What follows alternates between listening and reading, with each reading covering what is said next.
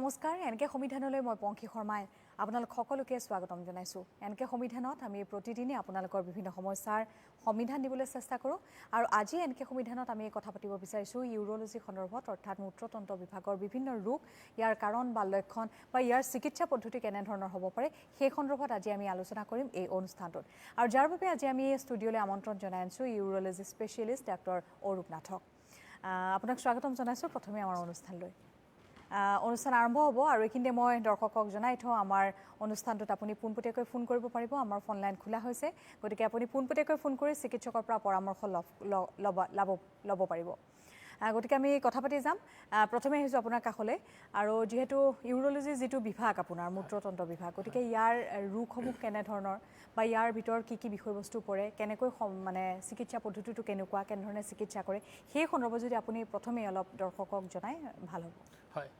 মূত্ৰতন্ত্ৰ বিভাগ বুলি কওঁতে আমি যেটো ইউৰিন ফৰ্মেশন আৰু ইউৰিন ড্ৰেইনিং ষ্টৰেজ আৰু ফাইনেলি ইউৰিনেশ্যন তাৰমানে আমি যদি অসমীয়াত ক'বলৈ গ'লে যে প্ৰস্ৰাৱটো প্ৰস্তুত হয় কিডনিত তাৰ পৰা ইউৰেটাৰ বুলি এটা সৰু নলী থাকে নলী দি প্ৰস্ৰাৱবিলাক আহি মূত্ৰাশয়ত জমা হয় যেটো কয় ইউৰিনাৰী ব্লাডাৰ তাৰ পৰা সময় সময় প্ৰস্ৰাৱ লাগে পুৰুষ বা মহিলা এগৰাকীৰ আৰু প্ৰস্ৰাৱটো মূত্ৰনলী দি বাহিৰলৈ ওলাই যায় গতিকে এই গোটেই সিস্টেমটোৰ লগত জড়িত যিখিনি অংগ kidney ureter urinary bladder prostate গ্ৰন্থি মূত্ৰনলী আৰু জননেন্দ্ৰিয় এই যিখিনি অংগ থাকে তাৰ যিখিনি ৰোগ হয় এই ৰোগখিনি আমাৰ ইউৰোলজিষ্ট এজনৰ কৰ্ম পৰিসৰৰ ভিতৰত পৰে আমি খুব কমন সাধাৰণভাৱে যদি ক'ব বিচাৰোঁ যে কিডনিৰ হোৱা পাথৰৰ সমস্যা যিটো এটা বৰ্ধিত সমস্যা হিচাপে চিহ্নিত হৈছে কিডনিত ইনফেকশ্যন কিডনিত হোৱা কৰ্কট ৰোগ আকৌ আমি যদি আহোঁ তললৈ মূত্ৰাশয়ত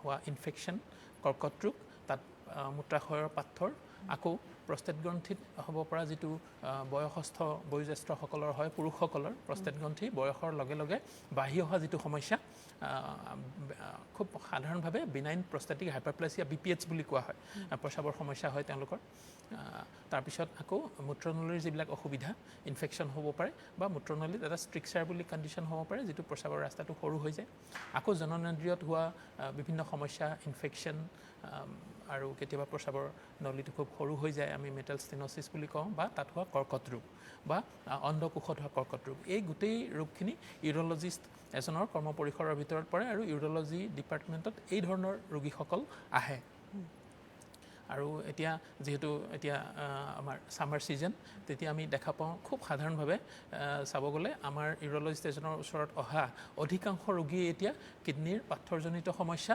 প্ৰস্ৰাৱ জ্বলা পোৰা কৰা প্ৰস্ৰাৱ বন্ধ হৈ যোৱা এনেধৰণৰ সমস্যাবিলাক লৈ খুব এতিয়া সঘনে আমাৰ ইউৰোলজিষ্ট এজনৰ ওচৰত ৰোগী এজন পৰামৰ্শৰ বাবে আহে শেহতীয়াকৈ দেখিবলৈ পোৱা যায় যে অধিকাংশ মহিলা বা ছোৱালীৰ ক্ষেত্ৰতে যি ইউৰিন ইনফেকশ্যন সেই সমস্যাটো কিন্তু যথেষ্ট প্ৰতিগৰাকী মহিলা বা ছোৱালী থাকে বুলি ক'লেও চাগে ভুল কোৱাই নহ'ব কিন্তু এই সমস্যাটো যথেষ্ট বহু লোকৰ মাজতে দেখিবলৈ পোৱা যায় গতিকে কিহৰ কাৰণে আচলতে এই সমস্যাটো হয় বা ইয়াৰ পৰা সমাধানটো কি হ'ব হয় মহিলাসকলৰ যিটো ইউৰিনাৰী ট্ৰেক ইনফেকশ্যনৰ সমস্যা যিটো প্ৰস্ৰাৱ জ্বলা পোৰা বা সঘনাই প্ৰস্ৰাৱ লগা প্ৰস্ৰাৱ কৰিবলৈ যাওঁতে খুব বেছিকৈ বিষ হয় এনেধৰণৰ যিটো সমস্যা এইটো খুব কমন হয় আৰু পুৰুষসকলতকৈ বেছিকৈ কমন আৰু যিকোনো বয়সত হ'ব পাৰে কম বয়সীয়া ছোৱালী এগৰাকীৰ পৰা ধৰি প্ৰাপ্তবয়স্ক মহিলা বা বয়োজ্যেষ্ঠসকলৰো হ'ব পাৰে আৰু এইটো সাধাৰণভাৱে আমি যদি ক'ব বিচাৰোঁ তাৰ এটা যে জন্মগতভাৱেই মহিলাসকল ইউৰিনাৰী ট্ৰেক ইনফেকশ্যনৰ কাৰণে বেছি প্ৰণ হয় মানে ইনফেকশ্যনটো হোৱাৰ চান্সটো বেছি কিহৰ কাৰণে কেলৈ মূত্ৰনলী যিটো মহিলাসকলৰ 3 চেণ্টিমিটাৰমান থাকে ইমান দীঘল থাকে গতিকে আৰু পুৰুষসকলৰ কিন্তু 20 চেণ্টিমিটাৰমান থাকে গতিকে ইনফেকশ্যন যিটো আমাৰ শৰীৰত যিবিলাক ইনফেকশ্যন হয় তাৰ যিবিলাক বীজাণু সচৰাচৰ বীজাণুবিলাক বাহিৰৰ পৰাই আহে এতিয়া যিটো মূত্ৰনলীৰ যিটো দৈৰ্ঘ্য সেইটো 3 চেণ্টিমিটাৰমানহে থাকে মহিলাসকলৰ গতিকে বাহিৰৰ পৰা ইনফেকশ্যনটো খুব সহজে ভিতৰলৈ সোমাই যাব পাৰে কিন্তু পুৰুষসকলত সেইটো ইমান সহজে সোমাই যাব নোৱাৰে আৰু যেতিয়া সোমাবলৈ ধৰিলেও যেতিয়া প্ৰস্ৰাৱ কৰা হয় তেতিয়া প্ৰস্ৰাৱৰ ফ্ল'ত ইনফেকশ্যনবিলাক বাহিৰলৈ ওলাই যায় কিন্তু মহিলাসকলৰ এই দৈৰ্ঘ্যটো কম হোৱাৰ কাৰণে চুটি হোৱাৰ কাৰণে খুব সহজে এটা বীজাণু ইউৰিনাৰী ব্লাডাৰত গৈ সোমাব পাৰে মূত্ৰাশয়ত আৰু তেতিয়া সেই তাতে ষ্টিক হৈ যায় লাগি ধৰে তাৰপিছত ইনফেকশ্যনটো হ'ব ধৰে আৰু দেখা যায় যে মহিলাসকলৰ যে কেতিয়াবা যদি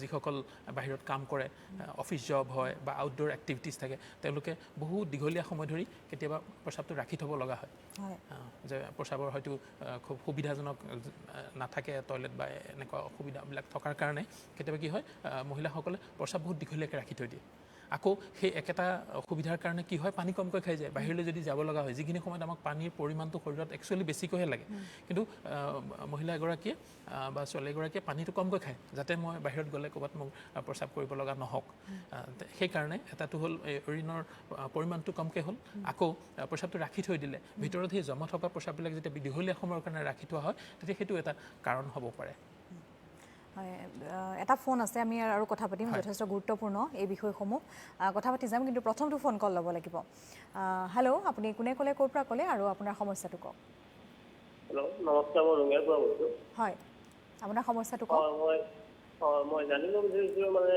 মোৰ পেচাবটো বহুত হয় কিহৰ কাৰণে পেচাবটো ইমান বেছিকৈ হয় আৰু প্লাছ আপোনাৰ পেচাব কৰা লাগিলে মানে যিটো আপোনাৰ ৰাইট চাইডৰ কিডনী সেই জেগাখিনিত আপোনাৰ বিষ অনুভৱ হয় আৰু পেচাব কৰা লাগিলে যেতিয়া আৰু পেচাবটো কিবা কাৰণত কৰিব নোৱাৰোঁ হঠাৎ তেতিয়া মানে পেচাবটো ৰখি গ'লে বিষ হয় কিহৰ কাৰণে হয় আপোনাৰ বয়সটো জনাব নেকি বাৰু বয়স 26 হৈছে 26 বছৰ 26 ইয়াৰ্ছ হয় তেখেতৰ আৰু আৰু আপোনাৰ কি আপোনাৰ লেফ্ট চাইডততো দেখো নাই কিন্তু ৰাইট চাইডৰ কিডনীটোত মানে অলপ সেইখন ভৰি কেতিয়াবা মানে বহুত মানে হেৰি হয় যেন কিবা এটা হয় তেনেকুৱা অনুভৱ কৰা যায় কিন্তু লেফ্ট চাইডে একো নাই ৰাইট চাইডে আৰু ইয়াৰ আগতে মোৰ কিডনীত পাথৰ হৈছিল আজি আপোনাৰ 7 বছৰমান আগতে হৈছিল কিডনীত ৰাইট চাইডৰ কিডনীতে পাথৰ কিন্তু এতিয়া কি হৈছে কিয় নাই কিয় ইমান পেচাব হয় আৰু প্লাছ বিষ হয় যদি পেচাবটো সময়মতে যদি কৰিব নোৱাৰোঁ পেচাব লাগিলে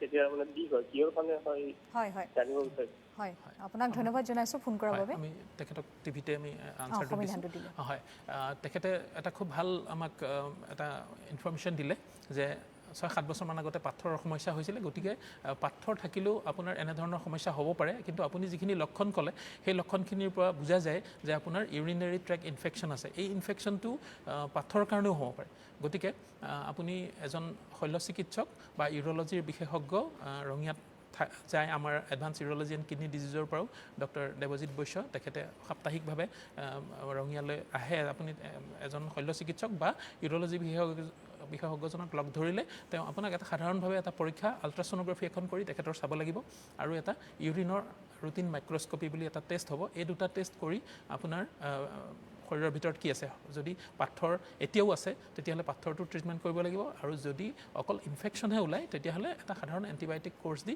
আপোনাৰ ট্ৰিটমেণ্ট কৰিব পৰা যাব হয় ধন্যবাদ জনাইছোঁ তেওঁক ফোন কৰাৰ বাবে আৰু যিহেতু আপুনি জনাই আছে যে ইউৰিয়া প্ৰব্লেমটো বহুভাগ মহিলাৰ ক্ষেত্ৰত দেখা যায় গতিকে তাৰ লগত কিডনী ষ্ট'নটো কেনেধৰণৰ ৰিলেটেড ধৰক হয় কিডনী ষ্ট'নৰ যিটো অসুবিধা সেইটো এটা বৰ্ধিত সমস্যা হিচাপে চিহ্নিত হৈছে আমি আগতে কথা পাতিছোঁ যে দেখা যায় যে এজন পুৰুষ বা মহিলাৰ জীৱনকালত পাথৰ হোৱাৰ সম্ভাৱনা 15%। গতিকে আমি সাধাৰণভাৱে যদি ক'ব বিচাৰোঁ তেতিয়া দেখা যায় যে আমাৰ সমাজৰ আমি সকলোবিলাক লোকৰ ভিতৰত যদি চাওঁ শতকৰা 15% মানুহৰ শৰীৰত আমি কিডনীৰ পাথৰ দেখা পাওঁ আৰু এইটো দেখা গৈছে যে লাহে লাহে কিডনীৰ পাথৰৰ সমস্যাটো বাঢ়িছে তাৰ কাৰণে আমি সাধাৰণভাৱে 3টা কাৰণ ক'ব পাৰোঁ যে এটা যিটো পৰিৱৰ্তিত আমাৰ খাদ্যাভ্যাস আগতে আমি কিছু বছৰ আগলৈকে যিটো দেখা গৈছিল যে আমাৰ খাদ্যাভ্যাসটো আছিলে বেছিকৈ নিৰামিষ জাতীয় কিন্তু সেইটো লাহে লাহে আমিষ জাতীয় হৈছে আকৌ এটা পৰিৱৰ্তিত জীৱনশৈলী 2 নম্বৰতে আমি যদি ক'ব বিচাৰোঁ যে এটা জীৱনশৈলী যিটো এতিয়া আমি কওঁ যে ছেডেণ্টেৰী লাইফষ্টাইল আগত যিটো খুব শাৰীৰিক পৰিশ্ৰম হৈছিলে এনেধৰণৰ সেইটো জীৱনশৈলীটো এতিয়া অলপমান সলনি হৈছে মানুহ এতিয়া ছেডেণ্টেৰী লাইফষ্টাইল যিটো শাৰীৰিক পৰিশ্ৰম কম মানসিক পৰিশ্ৰম বেছি হয় আকৌ এটা পৰিৱৰ্তিত জলবায়ু গতিকে পৰিৱৰ্তিত জলবায়ু, পৰিৱৰ্তিত খাদ্যাভ্যাস আৰু পৰিৱৰ্তিত জীৱনশৈলী এই তিনিটাৰ কাৰণেই আমি দেখা পাওঁ যে আমাৰ এতিয়া কিডনিৰ পাথৰৰ সমস্যাটো বাঢ়িছে। জলবায়ুৰ ক্ষেত্ৰত যদি আমি ক'ব বিচাৰোঁ, এতিয়া দেখা যায় যে গৰম বেছি হৈছে লাহে লাহে। এতিয়া আমি দেখা পাইছোঁ যে এতিয়া যিটো আমাৰ গৰম কাল আৰু শাওণ মাহ চলি আছে, এতিয়া খুব বেছি বৰষুণ হ'ব লাগিছিল, কিন্তু বৰষুণ হোৱা নাই। আমি পেপাৰত পঢ়িবলৈ পাইছোঁ যে পথাৰবিলাকত চিৰাল ফাট দিছে বুলি, তাৰমানে বৰষুণ হোৱা নাই।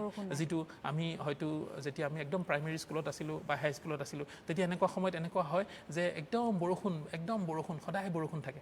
আমি যে কওঁ একদম কুকুৰে মূৰ উলিয়াব নোৱাৰা বৰষুণ, মানে ইমান বৰষুণ, কিন্তু এতিয়া নাই। তাৰমানে লাহে লাহে দেখা গৈছে যে এই যিটো আমাৰ গ্ল'বেল ৱাৰ্মিং, গৰম হৈছে লাহে লাহে, আৰু তাৰ কাৰণে কি হয়, আমাৰ শৰীৰত এটা পানীৰ নাটনি হয়, আমাৰ ডিহাইড্ৰেশ্যন হয়, খুব বেছিকৈ ঘাম ওলায়, শৰীৰত পানীৰ নাটনি হয়, আৰু পানীৰ নাটনি হোৱাৰ কাৰণে কিডনীত যিটো প্ৰস্ৰাৱ ফৰ্মেশ্যন হয়, প্ৰস্ৰাৱটোৰ ঘনত্বটো বাঢ়ে, আৰু এবাৰ যদি এটা সৰুকৈ ক্ৰিষ্টেল ফৰ্মেশ্যন হয়, তাৰপিছত লাহে লাহে পাথৰটো ডাঙৰ হ'বলৈ আৰম্ভ কৰে। এটা ফোন আছে, আমি কথা পাতি ল'ব লাগিব। হয়, আপোনাক এনেকৈ সংবিধানলৈ স্বাগতম জনাইছোঁ। আপুনি কি জানিব বিচাৰিছে, আপুনি সুধিব পাৰে। হেল্ল', হয়, আপোনাক কেনেকৈ সংবিধানলৈ স্বাগতম, ক'ৰ পৰা ক'লে, কোনে ক'লে, কি জানিব বিচাৰিছে? হেল্ল', মই পানছা বিচিৰ পৰা কৈছিলোঁ, ৰবি শৰ্মা। হয়, কওক। মোৰ প্ৰব্লেমটো হ'ল কি, মোৰ প্ৰষ্টেট গ্লেণ্ডটো 4 ডিগ্ৰী চেণ্টিগ্ৰেড হেৰিলৈকে বাঢ়িছে, ডাঙৰ হৈছে, এনলাৰ্জ হৈছে। আপোনাৰ কথাটো আমাৰ শুনাত অকণমান অসুবিধা হৈছে, হয়। অকণমান স্পষ্টকৈ ক'লে আমাৰ শুনাত সুবিধা হ'ব। তেখেতৰ প্ৰষ্টেট গ্ৰন্থিৰ সমস্যা আছে, কিন্তু অলপমান কওকচোন বাৰু, স্পষ্টকৈ ক'ব পাৰিলে। এনলাৰ্জ হৈছে। এতিয়া মই দেৱজিৎ ভূঞাৰ তাত। হেল্ল', হয়, আপুনি অকণমান স্পষ্টকৈ কওক কথাটো, আমাক শুনাত সুবিধা হ'ব তেতিয়া। হেল্ল', মই কথাখিনি কৈ আছোঁ। মোৰ প্ৰষ্টেট গ্লেণ্ডটো বাঢ়িছে। মই দেৱজিৎ ভূঞা ছাৰৰ তাত ট্ৰিটমেণ্ট লৈ আছোঁ। তেখেতে মোক জেনচিন টেবলেট আৰু চিলোফাছ টেবলেট খাব দিছিলে, মই খায়েই আছোঁ। আৰু গোটেইখিনি পৰীক্ষা নিৰীক্ষা কৰি তেখেতক মই দেখাইছোঁ, আল্ট্ৰাচাউণ্ড আৰু পেচাবৰ ফ্ল', ইউৰিন টেষ্ট, ব্লাড টেষ্ট, ব্লাডৰ কি আছে, এইবিলাক চব চাই দেখাইছোঁ। এতিয়া তেখেতে মোক মেট্ৰিক্সত গুৱাহাটীত গৈ এটা MRI কৰিব কৈছে। MRI কৰিলে মই কি পাম বাৰু? তেতিয়া মোক এটা অপাৰেশ্যনে লাগিব নে মেডিচিনতে ঠিক হ'ব? আপুনি ছাৰ কিবা ক'ব নেকি? আপোনাৰ যিটো ৰক্ত পৰীক্ষা কৰা হৈছিলে, তাত চেৰাম PSA বুলি টেষ্ট এটা তেখেতে কৈছিলে নেকি ডক্টৰ দেৱজিৎ? তেখেতে কৈছিলে যে PSA বুলি বস্তুটো আপোনাৰ বাঢ়ি আছে, এনেকৈ কিবা কাৰণে কিবা কথা কৈছিলে নেকি? হয়, PSAটো বহুত বাঢ়িছিলে, কিন্তু 20 দিনমান পিছত মই আকৌ চেকআপ কৰোঁতে তেতিয়া মোৰ PSAটো 36লৈকে আহিছে। আগতে 60.69 আছিলে, এতিয়া 36.69 আছে বৰ্তমান। হয়, ঠিক আছে, আমি তেখেতক সমিধানটো দিছোঁ বাৰু। তেখেতৰ যিটো প্ৰষ্টেট গ্ৰন্থিৰ বাঢ়ি অহা সমস্যা, যিটো আমি কথা পাতিছিলোঁ যে মিনাইন প্ৰষ্টেটিক হাইপাৰপ্লেছিয়া, কিন্তু তেখেতৰ ক্ষেত্ৰত আপোনাৰ ক্ষেত্ৰত PSA বুলি যিটো ব্লাড টেষ্ট আছে, আৰু সেই টেষ্টটো আপোনাৰ যথেষ্ট বেছি দেখাইছে, যিটো আপোনাৰ আটাইতকৈ বেছি যিটো আমি কওঁ আপাৰ লিমিট, সেইটো থাকিব লাগিছিল 4, কিন্তু আপোনাৰ প্ৰথমতে 60ৰ ওপৰত আৰু এতিয়া 30ৰ ওপৰত 36 আছে। গতিকে তাত কিছু সন্দেহ আছে যে টিউমাৰ জাতীয় কিবা সন্দেহ থাকিব পাৰে। সেই সন্দেহটো দূৰ কৰিবলৈ আপোনাক MRI বুলি পৰীক্ষাটো তেখেতে খুব ভালকৈ আপোনাক এডভাইচ কৰিছে আৰু গাইড কৰিছে। বাকী যিখিনি ক'লে আল্ট্ৰাছ'ন'গ্ৰাফি বা তেজৰ বাকী যিবিলাক পৰীক্ষা, ৰক্ত পৰীক্ষাবিলাক হৈ গৈছে আপোনাৰ। গতিকে আপোনাৰ চিকিৎসাটো একদম খুব ভাল লাইনত আছে। আপুনি MRI পৰীক্ষাটো কৰি আপুনি তেখেতক একবাৰ দেখালেই আপোনাৰ পৰৱৰ্তী পৰ্যায়ত কি ধৰণে চিকিৎসাটো আগবঢ়াই লৈ যাব পৰা যাব, এই কথাখিনি জনা যাব। হয়, আন এটা ফোন আছে, আমি ল'ব লাগিব। এনেকৈ সংবিধানলৈ আপোনাক স্বাগতম। আপুনি কোনে কৈছে, ক'ৰ পৰা কৈছে, আৰু আপোনাৰ সমস্যাটো কওক। হেল্ল', হয়, আমি শুনি আছোঁ, কৈ যাওক। হয়, মই লখিমপুৰৰ পৰা কৈ আছিলোঁ। হয়, হেল্ল', হয়, আমি শুনি আছোঁ, আপুনি কওক, আপোনাৰ সমস্যাটো কওক। মই কৈছোঁ মানে মোৰ মানুহজনৰ মানে প্ৰষ্টেট গ্লেণ্ডটো অলপ বাঢ়ি আছে। হয়, মই লখিমপুৰৰ পৰা কৈছোঁ। প্ৰষ্টেট গ্লেণ্ডটো বাঢ়ি আছে, মানে আমি আদিত্যত দেখাইছিলোঁ ডিব্ৰুগড়। এতিয়া আপোনাৰ ধৰক 4 mg এটা টেবলেট দিছিলে খাবলৈ, চাই গম পাব 4 বুলি কৈছোঁ, নামটো পাহৰিছোঁ মই। কিন্তু মানে এতিয়াও সেই পেচাবৰ ফ্ল'টো অলপ কম, মানে পেচাবৰ মানে যিটো ফ্ল' হ'ব লাগে, অকণমান সময় লাগে মানে কৰিবলৈ। হয়, তেখেতৰ বয়সটো কিমান বাৰু আমাক জনাব নেকি? 52 ইয়াৰ্ছ হৈছে। 52 ইয়াৰ্ছ। 52। ঠিক আছে, আমি আপোনাক ধন্যবাদ জনাইছোঁ ফোন কৰাৰ বাবে। হয় তেখেতে খুব ভালকৈ দিছে ইনফৰ্মেশ্যনটো যে প্ৰস্টেট গ্ৰন্থিৰ বাঢ়ি অহা সমস্যা যিটো কৈছিলোঁ আমি বয়সস্থ পুৰুষসকলৰ হয় 40 বছৰৰ ওপৰৰ যিসকল পুৰুষ তেওঁলোকৰ প্ৰস্টেট বুলি গ্ৰন্থিটো লাহে লাহে বাঢ়িব আৰম্ভ কৰে আৰু তেখেতৰ এতিয়া 52 ইয়াৰ্ছ হৈছে 52 বছৰ প্ৰস্টেট গ্ৰন্থিটো লাহে লাহে বাঢ়ি কিছু সমস্যা তেওঁ পাইছে যিটোৰ কাৰণে তেওঁৰ প্ৰস্ৰাৱটো কমকৈ হয় বুলি কৈছে গতিকে আপোনাৰ যিটো চিকিৎসা হৈছে আৰু যিটো ঔষধৰ কথা আপুনি কৈছে 0.4 মিলিগ্ৰাম এইটো খুব ভাল ঔষধ দিছে তাৰ পিছতো যদি তেখেতৰ প্ৰস্ৰাৱৰ ফ্ল'টো প্ৰস্ৰাৱটো ওলাই অহাৰ যিটো স্পীড থাকে সেইটো যদি কমকৈ আছে কমকৈ প্ৰস্ৰাৱটো ওলাইছে তেতিয়াহ'লে আৰু পৰৱৰ্তী পৰ্যায়ত এটা পৰীক্ষা কৰি চাব লাগিব যিটো ইউৰিনৰ ফ্ল' টেষ্ট বুলি কয় আপুনি সেইটো লখিমপুৰতে কৰিব পাৰিব আমি যিহেতু লখিমপুৰ মাজে মাজে ভিজিট কৰোঁ দাস হস্পিটেল আমি ভিজিট কৰোঁ তাতে মাহত এবাৰকৈ গতিকে আপুনি তাতে ইউৰিনৰ এটা ফ্ল' টেষ্ট হয় সেই ফ্ল' টেষ্টটো কৰি আমাক দেখাব পাৰে বা আপুনি আপোনাৰ যিজন ইউৰলজিষ্ট আছে কনচালটেণ্ট তেখেতকো দেখাব পাৰে কিন্তু তেতিয়া গম পোৱা যাব যে ঔষধত আপোনাৰ কিমান ভালে থাকিব যদি দেখা যায় ফ্ল'টো যথেষ্টই কমি গৈছে তেতিয়াহ'লে হয়তো আপোনাক অস্ত্ৰোপচাৰ লাগিব পাৰে আৰু আপোনাৰ জ্ঞাতাৰ্থে আমি জনাই থওঁ যে আমি লখিমপুৰ দাস হস্পিটেল আমি অহা 28 আগষ্ট তাৰিখে আমি ভিজিট কৰিম যদি আপুনি দেখাব বিচাৰে আমাক তাতেও দেখাই দিব পাৰিব হয় গতিকে পোনপটীয়াকৈ আপুনি যোগাযোগ কৰিব পাৰিব আপোনাক ধন্যবাদ জনাইছোঁ ফোন কৰাৰ বাবে ফোন কলসমূহ আহি আছে লৈ থিব লাগিব তাৰ মাজতে যেহেতু ইউৰলজি বিভাগৰ বিভিন্ন ৰোগ আছে গতিকে বিভিন্ন ৰোগসমূহৰ চিকিৎসা অসমত সকলোবোৰ ৰোগৰে চিকিৎসা অসমত সম্ভৱ নে বা আপোনাৰ চেণ্টাৰত কোন কোন ৰোগৰ চিকিৎসা কৰা হয় এতিয়াও বাহিৰলৈ যাব লগা হয় নেকি মানুহ ইউৰলজি বিভাগৰ বিভিন্ন ৰোগৰ চিকিৎসা কৰিবৰ বাবে হয় এইটো এটা খুব আশাৰ বতৰা আৰু আমি গৰ্বেৰে ক'ব বিচাৰোঁ যিটো 10 বছৰ আগত হয়তো আমাৰ অসমত সম্ভৱ নাছিলে এতিয়া কিন্তু ইউৰলজি বিভাগৰ গোটেইবিলাক অত্যাধুনিক আৰু যিবিলাক অস্ত্ৰোপচাৰ আমি কওঁ minimally invasive treatment laser treatment laparoscopic treatment গোটেইবিলাক ট্ৰিটমেণ্ট আমাৰ অসমত এতিয়া উপলব্ধ হৈছে আগতে লেজাৰ ট্ৰিটমেণ্টটো নাছিলে কিন্তু সেইটো আমি আৰম্ভ কৰিলোঁ তাৰপিছত আমি যথেষ্ট আগবঢ়াই লৈ গ'লোঁ আৰু এতিয়া আমাৰ চেণ্টাৰত আমাৰ 3টাকৈ লেজাৰ মেচিন আছে আমি বিভিন্ন ৰোগৰ কাৰণে বেলেগে বেলেগে সেই ধৰণৰ ট্ৰিটমেণ্টবিলাক আমি আগবঢ়াওঁ আমাৰ অসমত খুব ভালকৈ নোহোৱা এটা বস্তু আছে এতিয়া যিটো আমাৰ বৃক্ক সংৰোপণ যিমান হ'ব লাগিছিল সিমান পৰিসৰত হোৱা নাই হৈছে সিমান পৰিসৰত হোৱা নাই আৰু ইউৰলজিত যিটো আমাৰ robotic treatment laparoscopic treatment with the help of robot এই বস্তুটো আমাৰ অসমত এতিয়াও হ'বলৈ বাকী আছে কিন্তু সেইটো আমি যদি চাব বিচাৰোঁ হাৰ্ডলি আমাৰ 4 পৰা 5% ৰোগীকহে এনেধৰণৰ ট্ৰিটমেণ্টবিলাক লগা হয় বাকী 90% ওপৰৰ যিবিলাক ট্ৰিটমেণ্ট অত্যাধুনিক আৰু মিনিমেলি ইনভেজিভ ট্ৰিটমেণ্ট এই গোটেইবিলাক আমাৰ অসমত আৰু আমাৰ চেণ্টাৰতো এতিয়া উপলব্ধ হয় গতিকে বৃক্ক সংৰোপণহে অসমত কৰিব পৰা সম্ভৱ হৈছে কিন্তু যিটো পৰিসৰত হ'ব লাগিছিল সেইটো পৰিসৰত হ'ব পৰা নাই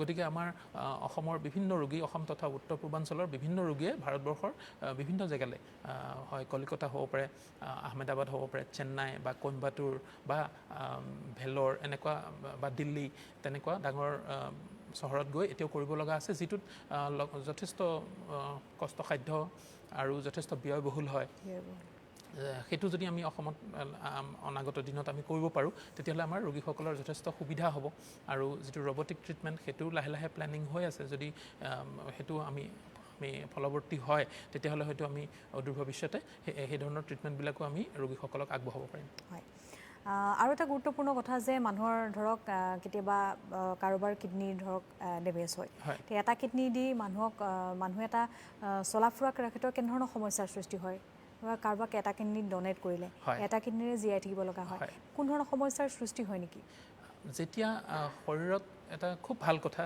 যে কিডনি দুটা আছে ভগৱানে দুটা কিডনি দিছে এটা খুব ভাল কথা কেলে কিছু সংখ্যক মানুহৰ আমি দেখা পাওঁ যে জন্মগতভাৱেই এটাই কিডনি থাকে আৰু কেতিয়াবা হয়তো তেখেতে গমেই নাপালে বহুত পিছত বহুত বয়সত আমাৰ ওচৰলৈ আহোঁতে অন্য কিবা পৰীক্ষা কৰোঁতে দেখা গ'ল যে কিডনি এটাই আছে কিন্তু তেওঁ তেতিয়ালৈকে এটা স্বাভাৱিক জীৱন তেওঁ অতিবাহিত কৰি আছে আৰু যেতিয়া দেখা যায় আজিকালি যে বৃক্ক সংৰোপণৰ যিটো চিকিৎসা ব্যৱস্থা যদি কিডনি সম্পূৰ্ণৰূপে বিকল হৈ যায় দুটা কিডনিয়ে বিকল হৈ গ'ল কোনোবা এজন পুৰুষ বা মহিলাৰ তেতিয়া যদি বৃক্ক সংৰোপণ কৰা যায় তেতিয়াহ'লে বাকী চববিলাক চিকিৎসাতকৈ তেখেতৰ যেনেকৈ ডায়েলাইচিছো আছে তাৰ এটা ব্যৱস্থা কিন্তু চববিলাক চিকিৎসাতকৈ আমি যদি বৃক্কটো সংৰোপণ কৰি দিব পাৰোঁ তেতিয়াহ'লে আটাইতকৈ ভাল মানে আমি চিকিৎসা পাব পাৰোঁ বা ৰোগীজনক আমি খুব ভাল এটা জীৱনশৈলী পিছত দিব পাৰোঁ তেওঁ নৰ্মেল কাম কৰি থাকিব পাৰে যদি আমি কিডনিটো ট্ৰান্সপ্লাণ্ট কৰি সংৰোপণ ৰোপণ কৰি দিব পাৰোঁ কিন্তু কিডনিটোতো আৰ্টিফিচিয়েলি বা লেবৰেটৰীত বনাব নোৱাৰি গতিকে আমি কোনোবা এজন আকৌ পুৰুষোৱা মহিলাৰ পৰাই কিডনিটো ল'ব লাগিব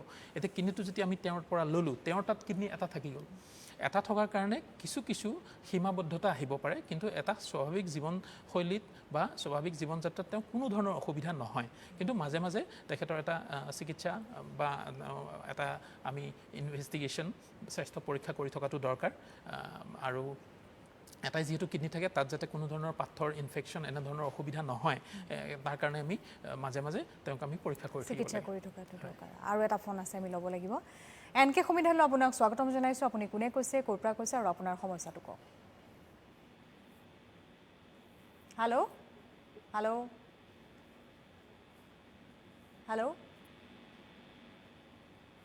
হয়তো সংযোগ বিচ্ছিন্ন হৈছে পুনৰবাৰ চেষ্টা কৰিব তেওঁ ফোন কৰিবৰ বাবে হয় কথা পাতি আছিলোঁ যথেষ্ট গুৰুত্বপূৰ্ণ এইসমূহ কথা আৰু যিসকল লোক আচলতে তেওঁলোকে জনাটো প্ৰয়োজন বহুতে কিন্তু নজনাৰ বাবে বহু আচলতে চিকিৎসা পদ্ধতিটো বহুত পলম হয় বা ভয় খায় বা সংকোচ কৰে তেনেধৰণৰ বহু কথা আছে গতিকে এইখিনি জনাটো খুবেই প্ৰয়োজন আপুনি যিটো ক'লে যে এটা কিডনি যদি কাৰোবাক ডনেট কৰিলে মানে কিডনি এটা দান দিলে কিন্তু তাৰ বাহিৰেও কেতিয়াবা এনেকুৱা হ'ব পাৰে যে পাথৰ এটা আছিলে সেইটো বহুত দিন গম নোপোৱাকৈ থাকিল বা কিবা কাৰণে ট্ৰিটমেণ্টটো কৰা নহ'ল বা ট্ৰিটমেণ্টটো পিছুৱাই দিয়া হ'ল তেতিয়াও কেতিয়াবা কিডনি এটা সম্পূৰ্ণৰূপে বিকল হৈ যাব পাৰে তেতিয়াও আমি অস্ত্ৰোপচাৰ কৰি কিডনিটো ওলাই দিব লগা হ'ব পাৰে তেতিয়াও ৰোগী এজনৰ কিন্তু শৰীৰত এটা কিডনিয়ে থাকি যাব বা কেতিয়াবা যদি কিডনিৰ কৰ্কট ৰোগ হয় এটা নিৰ্দিষ্ট আকাৰলৈ মানে 4 সেণ্টিমিটাৰ আৰু খুব বেছি হ'লে 7 সেণ্টিমিটাৰলৈ এটা যদি কৰ্কট ৰোগৰ এটা কেঞ্চাৰ কিডনিত হয় তেতিয়াও আমি কিছু ক্ষেত্ৰত কিডনিটো বচাই অকল কৰ্কট ৰোগ হোৱা আমি সেই ঠাইখিনিয়ে আঁতৰাই দিব পাৰোঁ কিডনিৰ পৰা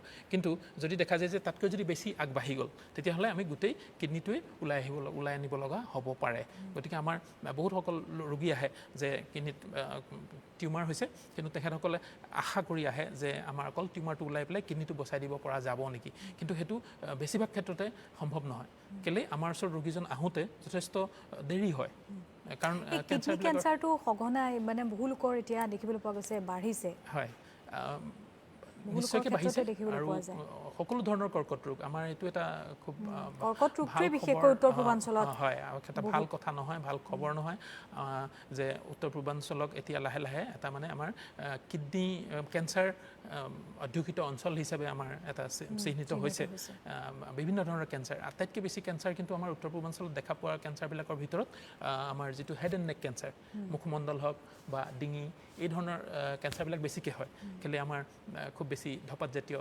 খাদ্যবিলাক ধপাতজাতীয় যিবিলাক আহে মাৰ্কেটত সেইবিলাক খায় বা তামোলৰ লগত চেধা খায় এনেকুৱা বিভিন্ন ধৰণৰ অসুবিধাৰ কাৰণে মুখমণ্ডল বা এই কেঞ্চাৰবিলাক বেছিকৈ হয় কিন্তু বাকী কেঞ্চাৰবিলাকো বেছিকৈ হয় আৰু এতিয়া দেখা গৈছে যে যিটো কিডনিৰ কেঞ্চাৰৰ কথা আমি পাতিছিলোঁ আগতে যদিও দেখা গৈছিল যে যথেষ্ট বয়োজ্যেষ্ঠসকলৰ মানে 60 বছৰৰ ওপৰতহে দেখা গৈছিল সচৰাচৰ কিন্তু এতিয়া আমি একদম আটাইতকৈ কম আমি 20 বছৰীয়া ৰোগীৰো আমি কিডনিত এতিয়া কেঞ্চাৰ পাওঁ কিছু ক্ষেত্ৰত যিটো যথেষ্ট ভয়ানক বুলি ক'ব পাৰি আৰু কিন্তু আমি কথা পতাৰ মূল উদ্দেশ্যটো এইটোৱে আছিলে যে কেঞ্চাৰটো যদি হওক বা পাথৰ হওক যি নহওক পাথৰটো দেখা গ'লে যে পাথৰটো এটা খুব সহজ বেমাৰ নিচিনাই লাগে কিন্তু সিও যদি বহুত পিছত আহে কিডনি এটা বিকল কৰিব পাৰে আমি কিডনিটো ওলাই দিব লগা হ'ব পাৰে এতিয়া কেঞ্চাৰটো মানুহ এজনে কেঞ্চাৰ বুলি কোৱাৰ লগে লগে মানুহৰ লগত এটা ডাঙৰ ভীতি হৈ যায় ভয় খাই যায় যে কেঞ্চাৰ হ'ল মানে মই হয়তো মানুহ এজন ঢুকাই থাকিব তেনেকুৱা নহয় যদি আমি কেঞ্চাৰটো আৰ্লি ষ্টেজত আমি ধৰা পেলাব পাৰোঁ তেতিয়াহ'লে ৰোগীজনটো সম্পূৰ্ণভাৱে সুস্থ হ'বই আমি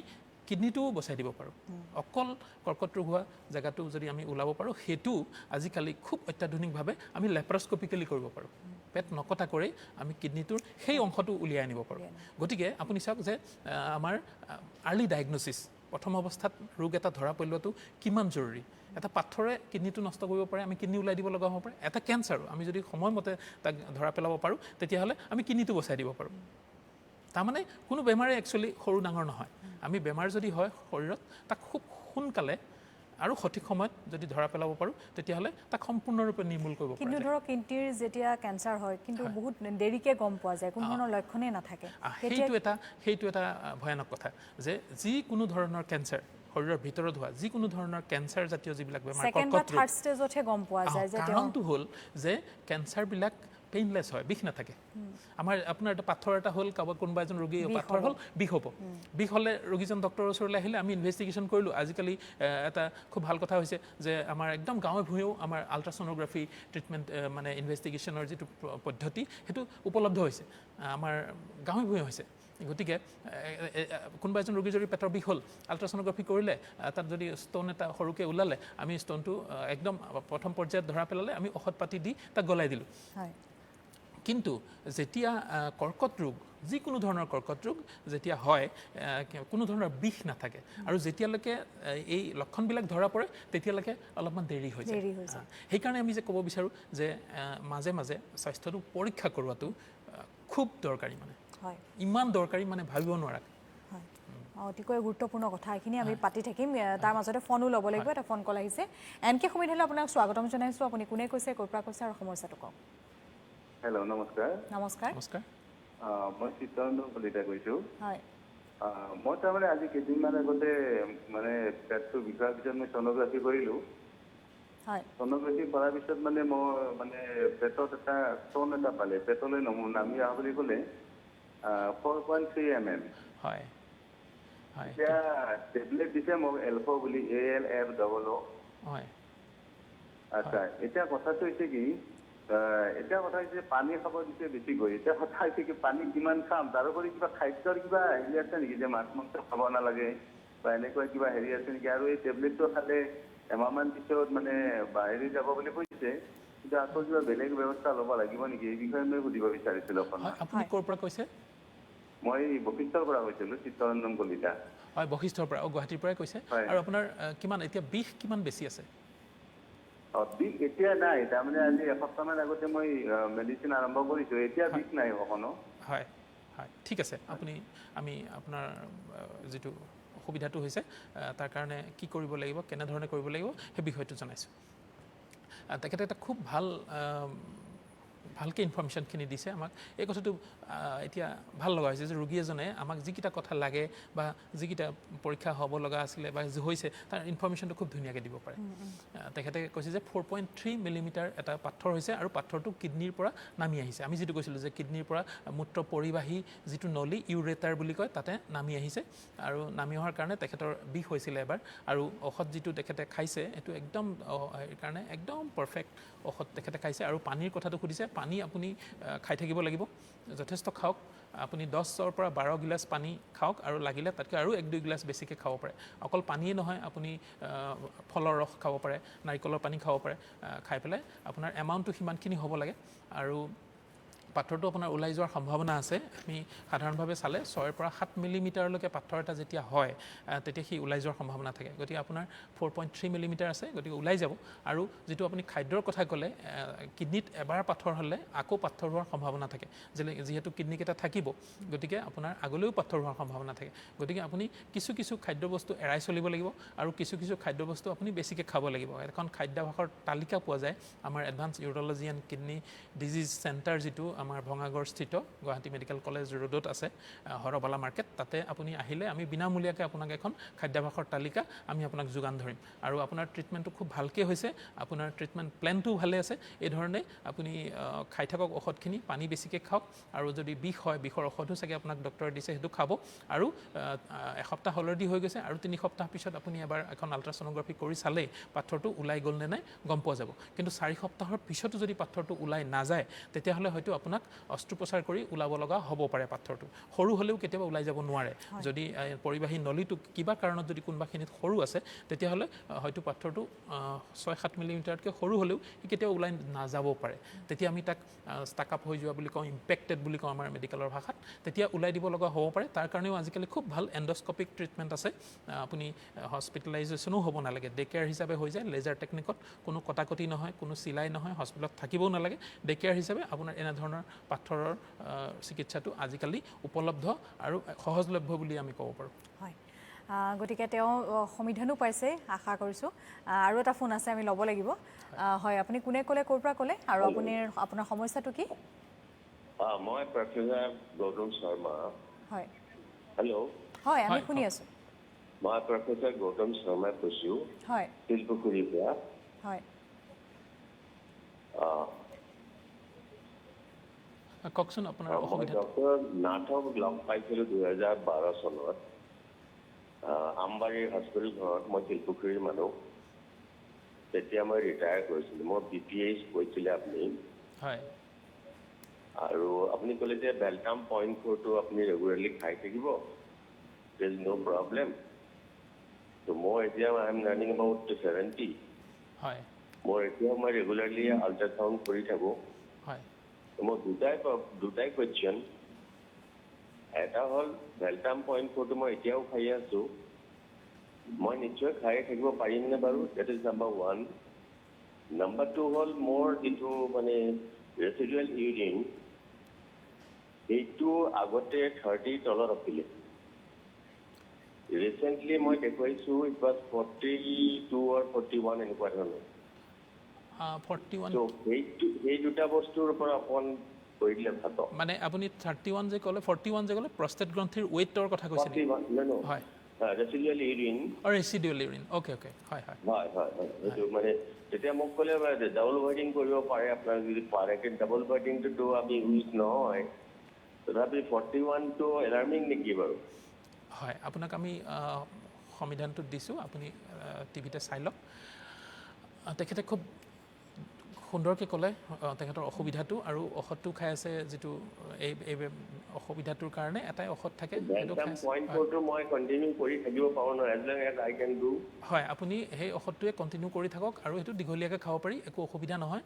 আৰু দেখা যায় যে এই যিটো ৰোগ বয়সস্থ পুৰুষসকলৰ হয়, আৰু 70 পৰা 80% ৰোগী আপোনাৰ ঔষধতে ভাল পায়। গতিকে আপুনি ঔষধটোত ভাল পাইছে, গতিকে সেই ঔষধটো আপুনি কণ্টিনিউ কৰি থাকক, দীঘলীয়াকৈ খালেও একো অসুবিধা নহয়। ৰাতি শুবৰ সময়ত খাব। আকৌ আপোনাৰ যিটো ৰেচিডুৱেল ইউৰিন ভলিউম কৈছে সেইটো 41 ml আছে, গতিকে সেইটো কোনো ধৰণৰ এতিয়াও চিন্তাৰ কাৰণ হোৱা নাই। 50 মিলিমিটাৰৰ যেতিয়া তলত থাকে তেতিয়া কোনো ভয়ৰ কাৰণ নাথাকে। কিন্তু তথাপি আপুনি আপোনাৰ এটা খালী চাব লগা বস্তু হ'ল কি, আপুনি চেৰাম PSA টেষ্টটো এবাৰ কৰি চাব। যিহেতু বয়স বেছি তেখেতৰ, মাজে মাজে বছৰত এবাৰকৈ আপুনি চেৰাম PSA টেষ্টটো কৰি চাব। বাকীখিনিতো আমি যিখিনি আপুনি আমাক ইনফৰ্মেশ্যন দিলে, সেইফালৰ পৰা আপোনাৰ প্ৰষ্টেটৰ অসুবিধাটো ঔষধতে ভালে থকাৰ সম্ভাৱনা যথেষ্ট। হয় ধন্যবাদ জনাইছোঁ তেওঁক ফোন কৰাৰ বাবে। সমিধানো পাইছে আমি আশা কৰিছোঁ, আৰু ফোন কলসমূহ লৈ থাকিব লাগিব। কিন্তু এইখিনি এটা কথা যে আপোনাক ক'ব বিচাৰিম যে লেজাৰ ট্ৰিটমেণ্ট আপুনি কৈছে, লেজাৰ ট্ৰিটমেণ্টৰ কাৰণে আপোনাক যিহেতু অসমত বাটকটীয়া বুলি কোৱা হয় সেই ট্ৰিটমেণ্টৰ, আৰু আপোনাক সেইবাবে যিহেতু laser man of the laser treatment বুলি কোৱা হয়, নৰ্থ ইষ্ট বুলি কোৱা হয়। গতিকে এই ট্ৰিটমেণ্টটো কেনেধৰণৰ, তাৰ পৰা আচলতে কেনেধৰণৰ পৰিত্ৰাণ পাব পাৰি সেই ৰোগসমূহৰ পৰা, সেই সন্দৰ্ভত যদি জনায়। হয় লেজাৰ ট্ৰিটমেণ্ট যিটো, লেজাৰটো হ'ল এটা অতি শক্তিশালী আমাৰ ট্ৰিটমেণ্ট প্ৰণালী, পোহৰৰ পৰা উৎপন্ন হয়। এই লেজাৰ ট্ৰিটমেণ্ট যিটো বিভিন্ন ধৰণৰ ৰোগত হয়। আমাৰ কিডনীৰ যিটো পাথৰৰ সমস্যা তাত হয়, ইউৰেটাৰত থকা পাথৰত হয়, আৰু একদম শেহতীয়াকৈ আমি কিছু ক্ষেত্ৰত লেজাৰ ব্যৱহাৰ কৰি খুব সুফল পাইছোঁ। আৰু দেখা গৈছে যে বিভিন্ন চাইণ্টিফিক পেপাৰেও ছাপোৰ্ট কৰিছে কথাবিলাক, যে কিডনীৰ কেঞ্চাৰ, মূত্ৰাশয়ৰ কেঞ্চাৰ বা প্ৰষ্টেটৰ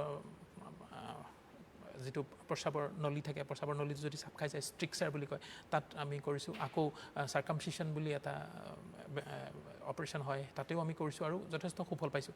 লেজাৰৰ এডভান্টেজটো হ'ল যে তাত ৰক্তক্ষৰণ একদম কম থাকে, আৰু অপাৰেশ্যনটো খুব প্ৰিচাইজ হয়। আমি যিটো জেগাত আমি কৰিব বিচাৰোঁ, যিখিনি জেগা কাটিব লাগে, য'ত পাথৰটো ভাঙিব লাগে, একজেক্টলি তাতে ভাঙে। গতিকে এটা আমাৰ যিবিলাক এণ্ডস্কপিক ট্ৰিটমেণ্ট ইউৰলজিত, এই গোটেই বস্তুবিলাক লেজাৰ অহাৰ পিছত এটা ৰিভলিউশ্যন হৈ গ'ল। যিটো অপাৰেশ্যন আগতে শৰীৰত পেট কাটি পেলাই কৰিব লগা আছিলে, সেইটো আজিকালি, আৰু তেতিয়া কি হয়, ৰোগী এজন যেতিয়া পেট কাটি কৰা হয়, তেতিয়া হস্পিটেল এখনত হয়তো 2-3 দিনৰ পৰা এসপ্তাহ পৰ্যন্ত থাকিব লাগে। অপাৰেশ্যনৰ পিছত বিষ হয়, আকৌ অপাৰেশ্যনৰ পিছত ঘৰলৈ ঘূৰি যোৱাৰ পিছতো যথেষ্ট দিন ৰেষ্টত থাকিব লাগে, তেওঁ নিজৰ কৰ্মক্ষেত্ৰলৈ ঘূৰি যোৱাত দেৰি হয়।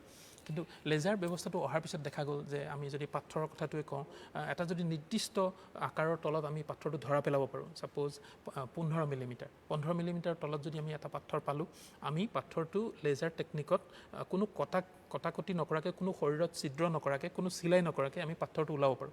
আৰু ওলোৱাৰ পিছত যিহেতু ৰোগীজন কোনো কটাকটি নহ'ল, চিলাই নহ'ল, একদম নৰ্মেল থাকিলে, গতিকে তেওঁ ৰাতিপুৱা আহি সন্ধিয়ালৈ গুচি যাব পাৰে। খোজকাঢ়ি গুচি যাব পাৰে, যিটো আমি ডে কেয়াৰ ট্ৰিটমেণ্টৰ কনচেপ্ট। আৰু এই ধৰণৰ কনচেপ্টবিলাক আমি আৰম্ভ কৰিছিলোঁ ইয়াতে। প্ৰথমতে এই ব্যৱস্থাবিলাক নাথাকোঁতে আমাৰ ৰোগী বাহিৰত গৈ বহুত হাবুডুবু খাব লগা হৈছিলে, বহুত কষ্ট উপাৰ্জিত পইচা বাহিৰত গৈ খৰচ কৰিব লগা হৈছিল। গতিকে এতিয়া যিটো ডে কেয়াৰ ট্ৰিটমেণ্টত হৈ যায়, গতিকে দেখা যায় যে অকল আমাৰ গুৱাহাটী বা উপকণ্ঠ অঞ্চলৰ নহয়, বহুত দূৰৰ ৰোগীও আমাৰ ওচৰলৈ আহে। শিলচৰ, ডিব্ৰুগড়, লখিমপুৰৰ ৰোগী আহে, ট্ৰেইনত আহে। ৰাতিপুৱা খালী পেটত আমাৰ তাত আহিলে আমি লেজাৰ টেকনিকত পাথৰটো ওলাই দিলোঁ, আকৌ ইভিনিং ট্ৰেইনত তেওঁ গুচি গ'ল, তো গুৱাহাটীত থাকিব লগাও নহ'ল। গতিকে সেই ফালৰ পৰা চাব গ'লে যে তেওঁলোকৰ পা পইচাৰ ক্ষেত্ৰতো যথেষ্ট উপকৃত হয়। আৰু ৰোগী এজন যেতিয়া আমি কোনো ধৰণৰ কটাকটি নকৰাকৈ অপাৰেশ্যন এটা যিটো শল্য চিকিৎসাতকৈ এইটো কেনেধৰণৰ?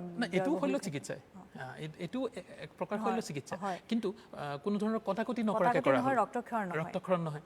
গতিকে আপোনাৰ কিছু ক্ষেত্ৰত যদি আগতে সেইবিলাকত আমি তেজ দিব লগা হৈছিল, সেইবিলাকতো আজিকালি কথাই নাথাকে। আমি তেজৰ গ্ৰুপটো পৰীক্ষা কৰিব লগা নাথাকে। কেলৈ ৰক্তক্ষৰণ একদম আমি নেগলিজিবল বুলি কওঁ, প্ৰায় নাথাকে। আকৌ কটাকটি নোহোৱাৰ কাৰণে অপাৰেশ্যনটোত সেই প্ৰচিডিউৰটোত বহুত বেছি সময় নালাগে। গতিকে আমি এনাস্থেচিয়াৰ যিবিলাক এডভান্স টেকনিকত আমি কৰিব পাৰোঁ। কিমান কেনেধৰণৰ ব্যয়বহুল এই লেজাৰ যিটো ট্ৰিটমেণ্ট? হয়, এতিয়া আমি চেষ্টা কৰিছোঁ যে লেজাৰ মেচিনটো যথেষ্ট ব্যয়বহুল থাকে। আৰু অলপ দিন আগলৈকে এই যিবিলাক পাথৰ ভঙাৰ লেজাৰ মেচিন, এইবিলাক আমাৰ ভাৰতবৰ্ষৰ বাহিৰৰ পৰা আমি আনিব লগা হৈছিলে। কিন্তু এতিয়া এটা খুব আশাৰ বতৰা যে আমাৰ ভাৰতবৰ্ষতে এটা কোম্পানীয়ে লেজাৰ মেচিন তৈয়াৰ কৰিছে। সেইটো হয়তো আমাৰ মাননীয় প্ৰধানমন্ত্ৰী ডাঙৰীয়াৰ যিটো মেক ইন ইণ্ডিয়া, সেইটো চব ক্ষেত্ৰতে খাটে। আমি যদি আজি মেডিকেলৰ যিবিলাক খুব ব্যয়বহুল মেচিনছ, সেইবিলাকৰ কাৰণেই আমাৰ চিকিৎসাৰ ব্যয়টো বহুত বাঢ়ি যায়। কিন্তু আমিতো পৃথিৱীৰ উন্নত দেশৰ লগত আমি খোজ মিলাই আগবাঢ়িব লাগিব। আমি তেওঁলোকে যি ধৰণে এডভান্স টেকনিক এটা অপাৰেশ্যন কৰি আছে, যদি কোনো ধৰণৰ ফুটা নকৰাকৈ কৰিছে, নকটাকৈ কৰিছে, আমি ইয়াত কাটি যদি থাকোঁ, এইটোতো আমাৰ ৰোগীজনৰ কাৰণে আমি জাষ্টিছ কৰা নহ'ল। এতিয়া সেই মেচিনবিলাক যদি আমাৰ ইয়াতে উৎপন্ন হয়, আমাৰ খৰচটো যথেষ্ট কমি যায়। গতিকে এতিয়া সেইটো এটা আশাৰ বতৰা যে আমাৰ ইয়াতে আমাৰ ভাৰতবৰ্ষতে এটা কোম্পানী এতিয়া লেজাৰ মেচিন উৎপন্ন কৰিছে, আৰু আমি সেইটো ব্যৱহাৰ কৰিবলৈ আমি প্লেন কৰিছোঁ এতিয়া অলৰেডি। সেইটো এটা কথা। ছেকেণ্ড, যেতিয়া আমি চেষ্টা কৰোঁ যে ৰোগী এজন আহি হস্পিটেলত থাকি 2-3 দিন থাকি পেলাই যিটো খৰচ হৈছিলে, থকা খৰচটো কমি যায়। যদিও লেজাৰ পদ্ধতিটোত অকণমান খৰচ হৈছে, কিন্তু আমি নেদেখাকৈ সিফালে কমি গৈছে। বা ৰোগীজন হয়তো তেওঁ যদি আহি শনিবাৰে অপাৰেশ্যন কৰিছে, তেওঁ দেওবাৰে ঘৰলৈ গৈ সোমবাৰৰ পৰা কামত জইন কৰিলে, তেওঁ কামত খৰচ নহ'ল বা ছুটি তেওঁ কটা নগ'ল, বা ৰোগী এজনৰ লগত থকা 2-3জন মানুহৰ কাম খৰচ নহ'ল, আৰু সোনকালে তেওঁ কামলৈ ঘূৰি যাব পাৰিলে। তো এনেকৈ যদি আমি চাওঁ, শেষত গৈ যদি দেখা যায় যে লেজাৰ পদ্ধতিটো আচলতে বেছিহে আমি ইকনমিক বা লাভদায়কটো হয়, আৰু সেইফালৰ পৰা আমি ক'ব বিচাৰোঁ যে সেইটো বেছি কম ব্যয়বহুলহে হয়গৈ শেষত গৈ পেলাই। গতিকে যথেষ্ট গুৰুত্বপূৰ্ণ সেই চিকিৎসা পদ্ধতি, আৰু যাৰ বাবে আপোনাক যিহেতু laser man of the north east বুলি কোৱা হয়। গতিকে আমি কথা পাতি যাম, যথেষ্ট আৰু বহুকেইটা বিষয় আছে, কথা পাতি যাম। কিন্তু আমাৰ বিৰতিৰ এটা সময় হৈছে। এনকে সংবিধানত এইখিনিতে সময় হৈছে খন্তেক সময়ৰ বাবে বাণিজ্যিক বিৰতি।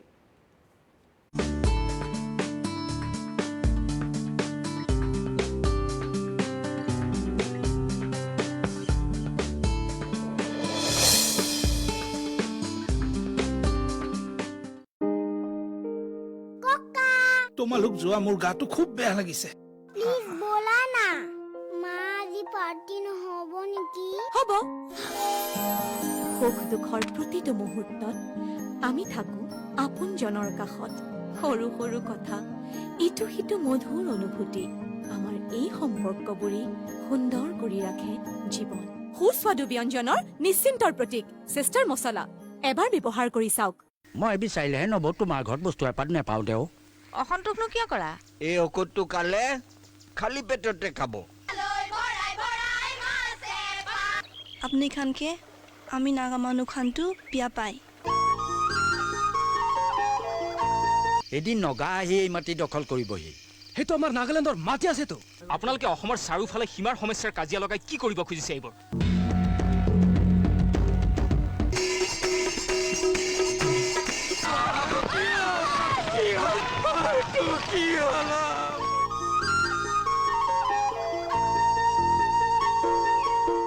Krishnaguru Adhyatmik Vishwavidyalaya. Admissions open for BSc Nursing, GNM, BPT, Nursing Assistant, PhD, MA, BA, BSc and BCom.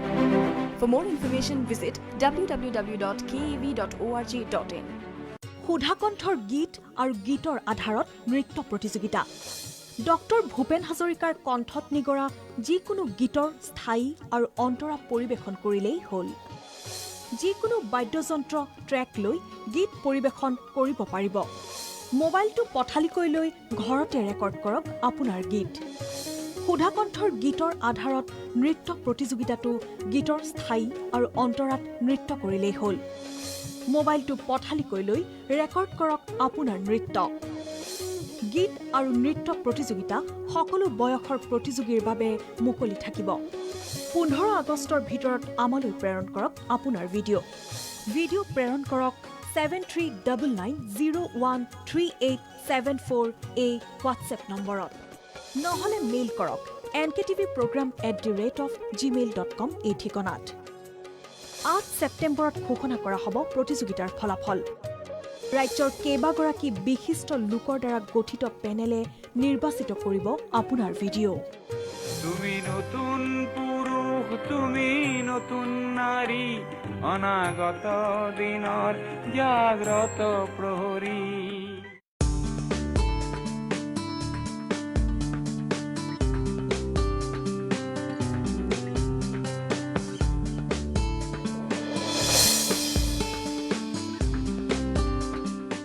এতিয়া সমবিৰতিৰ পাছত পুনৰ উভতি আহিছোঁ এনকে সংবিধানৰ মাজলৈ এনকে সংবিধানত আমি আজি শল্য চিকিৎসাৰ ওপৰত কথা পাতি আমি ইউৰলজি বিভাগৰ বিভিন্ন ৰোগৰ ওপৰত আমি কথা পাতি আছোঁ গতিকে আমি সেই সন্দৰ্ভতে কথা পাতিব লাগিব আৰু ফোন কলসমূহ আমি লৈ থাকিব লাগিব প্ৰথমে এটা ফোন কল ল'ব লাগিব আমি ফোন কল এটা আছে হয় এনকে সংবিধানলৈ আপোনাক স্বাগতম কোনে ক'লে ক'ৰ পৰা ক'লে নমস্কাৰ কওকচোন হেল্ল' হয় আমি শুনি আছোঁ আপুনি কওক সমস্যাটো মানুহজনৰ মানে প্ৰব্লেম মানে কিবা পেচাবৰ নলীত পাথৰ আছিলে হয় তাৰপিছত চাউলীয়া দৰৱ খোৱাছিলোঁ ডক্টৰত বহুত কৰিলোঁ মানে তেনেকৈ একো প্ৰমাণ নাপালে হয় তাৰপৰা গাঁৱলীয়া কৰাৰ পিছত কিবা সৰু সৰুকৈ 5 বছৰমান ওলালে হয় ওলালে যদিও পাথৰ নে কি ইমান এটা ধৰিব নোৱাৰিলোঁ মানে আমি হয় আপুনি ক'ৰ পৰা কৈছে মানে ভাল মই লখিমপুৰ বগীনদী অ'কে আৰু আল্ট্ৰাছ'ন'গ্ৰাফি কৰা হৈছে নেকি আল্ট্ৰাচাউণ্ড কৰিছিলোঁ হয় কিমান দিন আগতে কৰিছে আল্ট্ৰাচাউণ্ড কৰা হ'ল বাৰু 8 মাহ মানে হ'ল হয় ধন্যবাদ জনাইছোঁ হয় হয় ধন্যবাদ জনাইছোঁ আপুনি ফোন কৰাৰ বাবে হয় তেওঁৰ যিটো সমস্যা হয় তেখেতে সুবিধাটো হ'ল পাথৰ সেই একে আমি যিটো কথা পাতিছিলোঁ যে বৃক্কৰ পৰা কিডনীৰ পৰা পাথৰটো মূত্ৰ পৰিবাহী নলীত আহি ষ্টাক আপ হৈছে যিটো ইম্পেক্টেড ষ্টোন বুলি কওঁ আমি আৰু যথেষ্ট দিনৰ পৰা আছে গতিকে আপোনাৰ পাথৰটো কিডনীৰ পৰা নামি আহি মূত্ৰ পৰিবাহী নলীত যদি বেছি দীঘলীয়াকৈ থাকে তেতিয়াহ'লে কিডনীৰ কাম কৰাৰ ক্ষমতাটো সম্পূৰ্ণৰূপে বিকল হোৱাৰ সম্ভাৱনা থাকে গতিকে আপুনি এখন আল্ট্ৰাছ'ন'গ্ৰাফি যিহেতু 8 মাহ আগতে কৰা আছে আমি এখন নতুনকৈ আল্ট্ৰাছ'ন'গ্ৰাফি কৰি চাব লাগিব এখন নতুনকৈ আল্ট্ৰাছ'ন'গ্ৰাফি কৰি আপুনি লখিমপুৰতে স্থানীয় শল্য চিকিৎসক এজনৰ পৰামৰ্শ লওক আৰু তেওঁ চাই পেলাই যদি কয় যে ইউৰলজিষ্টৰ পৰামৰ্শৰ দৰকাৰ তেতিয়াহ'লে আপুনি ডিব্ৰুগড় বা গুৱাহাটীত আহি পেলাই যিহেতু লখিমপুৰত ইউৰলজিষ্ট নাথাকে ডিব্ৰুগড় ওচৰতে হ'ব তাতেও আপুনি দেখাব পাৰে বা 28 তাৰিখে আমি তাতে লখিমপুৰলৈকে আহিম আমাকো দেখাব পাৰিব আপুনি কিন্তু অসুবিধাটো অকণমান চিৰিয়াছ আপুনি এখন আল্ট্ৰাছ'ন'গ্ৰাফি কৰাই সোনকালে এই বেমাৰটো সম্পূৰ্ণৰূপে ডায়েগন'চিছ কৰি আমি চাব লাগিব যে পাথৰটো ওলাই গৈছে নে নাই আমি যদি সম্ভাৱনাত থাকোঁ যে ওলাই গ'ল বুলি সি গৈ ভিতৰে আপোনাৰ কিডনীৰ কাম কৰাৰ ক্ষমতাটো বিকল কৰাৰ সম্ভাৱনা থাকিব হয় ধন্যবাদ জনাইছোঁ তেওঁক ফোন কৰাৰ বাবে আৰু এটা ফোন কল আছে ল'ব লাগিব এনকে সংবিধানলৈ স্বাগতম কোনে ক'লে ক'ৰ পৰা ক'লে সমস্যাটো কওক হয় কওক এই কি বুলি কয় এই ইউৰলজি ডক্টৰৰ লগত কথা পাতিব বিচাৰিছোঁ হয় হয় তেওঁ শুনি আছে আপুনি কওক মোক প্ৰস্টেট মই আজি 1.5 মাহমান আগতে দেখুৱাইছিলোঁ ইউৰলজিক হয় কিন্তু মোক প্ৰস্টেট ৱেট পাইছিল 33 গ্ৰাম 50 গ্ৰাম 33 গ্ৰাম হয় হেল্ল' হয় শুনি আছোঁ কওক আপোনাৰ অসুবিধাবিলাক এতিয়া চিলইডেল D8 বুলি এটা টেবলেট দিছিলে কিন্তু প্ৰেছাৰটো এতিয়াও খুব কম হয় হয় আপুনি ক'ৰ পৰা কৈছে আপুনি ক'ৰ পৰা কৈছে মই বেলতলাৰ পৰা কৈছোঁ বেলতলাৰ পৰা ক'লে হয় ঠিক আছে হয় ধন্যবাদ জনাইছোঁ ফোন কৰাৰ বাবে আপুনি হয় আপোনাৰ প্ৰষ্টেটৰ সমস্যা যিটো প্ৰষ্টেট গ্ৰন্থিটোৰ আমি আমি কথা পাতি আছোঁ যে প্ৰষ্টেট গ্ৰন্থিটো ডাঙৰ হৈ গৈছে একচুৱেলি নৰ্মেল কিমান থাকিব লাগে 16ৰ পৰা 20 গ্ৰামমান থাকে পুৰুষ এজনৰ প্ৰষ্টেট গ্ৰন্থিটো আৰু 40 বছৰৰ পিছত সি লাহে লাহে বাঢ়িব আৰম্ভ কৰে যেতিয়া বাঢ়িব আৰম্ভ কৰে তেতিয়া সি যিহেতু প্ৰষ্টেট গ্ৰন্থিটো আমাৰ যিটো মূত্ৰনলী তাৰ চাৰিওকাষে থাকে যেতিয়া সি ডাঙৰ হৈ যায় তেতিয়া মূত্ৰনলীটো লাহে লাহে সৰু হয় তেতিয়া প্ৰস্ৰাৱটো কমকৈ ওলোৱা হয় জোৰ দিব লাগে বাৰে গৈ থাকিব লাগে বা শেষত গৈ কেতিয়াবা প্ৰস্ৰাৱ একেবাৰে বন্ধ হৈ যায় তেতিয়া প্ৰস্ৰাৱৰ পাইপ লগাই পিছত আমি হয়তো ঔষধ পাতি দি বা অস্ত্ৰোপচাৰ কৰি ট্ৰিটমেণ্ট কৰিব লাগে তো এইটো হ'ল কথাটো তেখেতে যিটো ক'লে যে আপোনাৰ প্ৰষ্টেট গ্ৰন্থিৰ চাইজটো ডাবল হৈছে মানে দুগুণ হ'ল আপোনাৰ যিটো 16ৰ পৰা 20 গ্ৰাম থাকিব লাগিছিল 33 গ্ৰাম হৈছে আৰু যিটো ঔষধ আপুনি কৈছে সেই ঔষধটো পাৰফেক্ট হয় এই বেমাৰটোৰ কাৰণে গতিকে ঔষধটো আপুনি খায়ো যদি ভাল পোৱা নাই তেতিয়াহ'লে আপোনাৰ আৰু অলপমান পৰৱৰ্তী 2-4টা পৰীক্ষা কৰি আমি চাব লাগিব যে প্ৰস্ৰাৱটো আপোনাৰ কিমান কমিছে আৰু যদি এটা বিশেষ অনুপাতৰ তললৈ আহিছে আপোনাৰ প্ৰস্ৰাৱৰ ফ্ল'টো তেতিয়াহ'লে হয়তো অস্ত্ৰোপচাৰ দৰকাৰ হ'ব পাৰে যিটো প্ৰষ্টেট গ্ৰন্থিৰ লেজাৰ টেকনিকো কৰিব পাৰি বা যিটো কনভেনশ্যনেল টেকনিক দুটাই সম্ভৱ হ'ব কেলে তেখেতৰ প্ৰষ্টেটটো বহুত বেছি ডাঙৰ হোৱা নাই হয় আৰু এটা ফোন কল আছে ল'ব লাগিব হয় আপুনি কোনে ক'লে ক'ৰ পৰা ক'লে আৰু আপোনাৰ সমস্যাটো কওক ঠিক আছে হেল্ল' মই আনতে আছোঁ দেখোন হয় কওকচোন